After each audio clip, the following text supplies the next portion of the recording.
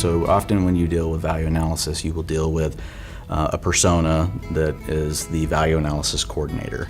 And they're called a coordinator for a reason. They're typically doing way more than what I would consider coordinating, but that coordination of it on its own is a full-time role. It's keeping all of these folks in alignment, getting all the right resources in front of them. Our supply team is very lean, so we don't have a bunch of extra people to do things like analyze savings every month, which could take up to a full day for one person to do.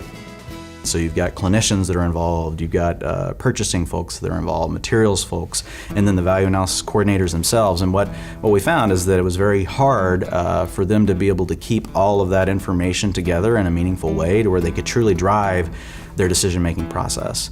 Here's how it impacts our cost from a price standpoint. Here's the evidence. Is it going to help us? Is it going to potentially hurt us? What are our trade-offs? It's a major task, and so a lot of these big systems, they've got committees and they may be dealing with 19, 20, 25 different hospitals that they're trying to coordinate these efforts across. And so being able to pull that information together in a meaningful way is very important to helping them be able to have a speed to value. We heard through other facilities, a couple had beta tested the solution and they really liked it. We had a long-standing relationship with Vizient. We knew we could trust them, to be a partner with us. We already sent a lot of data to them, so they had a lot of our information already.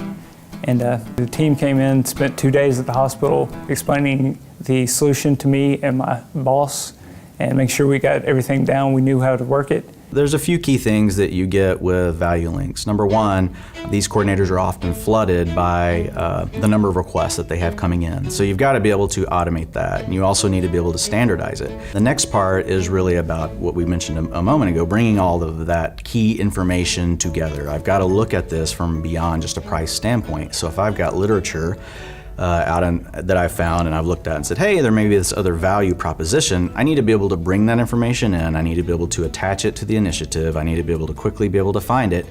But then I also may want to do some sort of analysis on that. So I may say, hey, my cost is going to go up by $25,000, but we think we're going to reduce our central line bloodstream infection rate by X%, and we think that provides us $100,000. So now really what you're aiming at for your net value is $75,000 when you take that into account. It's a great product. It can save you work time, effort.